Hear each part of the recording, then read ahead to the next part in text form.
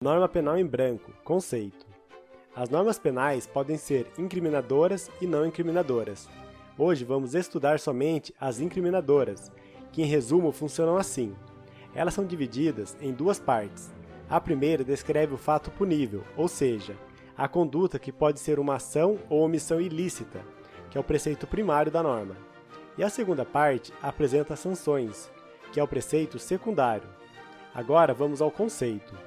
Norma penal em branco é a norma penal incriminadora que não possui o preceito primário completo, necessitando ser complementada por meio de outra norma, chamada integradora ou complementar. Lei penal no tempo.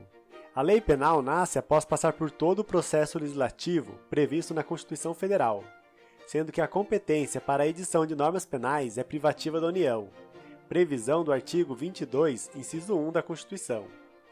Depois que a norma penal entre em vigor, ela produzirá efeitos até que seja revogada por outra norma de mesma natureza. Assim temos o princípio da continuidade das leis. Com isso, concluímos que a revogação ocorre quando uma lei perde a sua vigência por determinação de outra lei.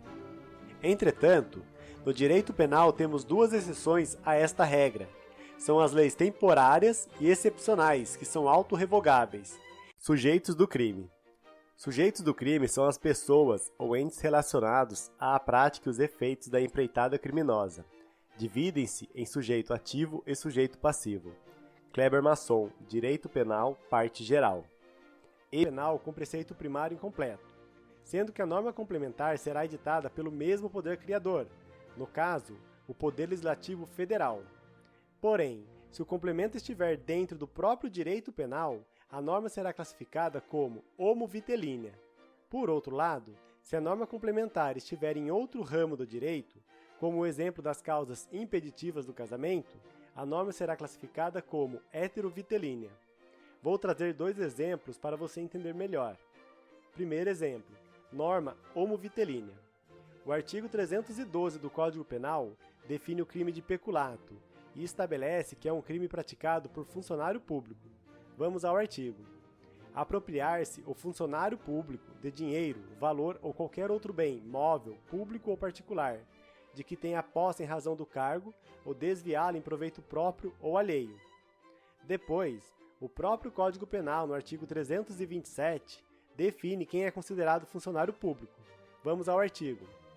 Considera-se funcionário público para os efeitos penais quem, embora transitoriamente ou sem remuneração, exerce cargo, emprego ou função pública.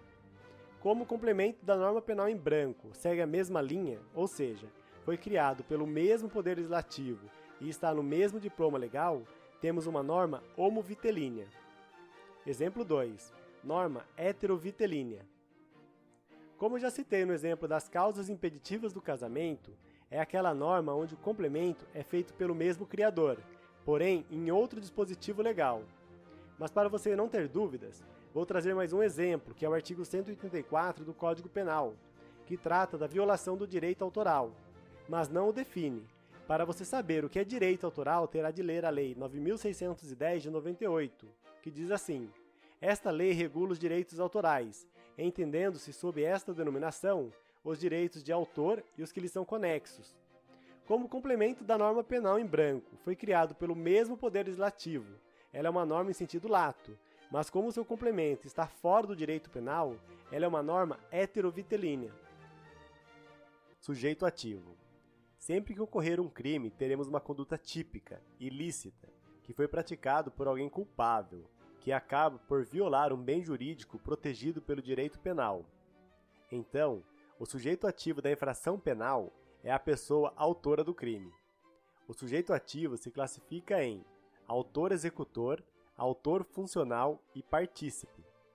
O autor executor é aquele que realiza o verbo típico do crime, é o que coloca a mão na massa. O autor funcional é aquele que tem o domínio finalístico do fato criminoso, é o chefe que nunca aparece.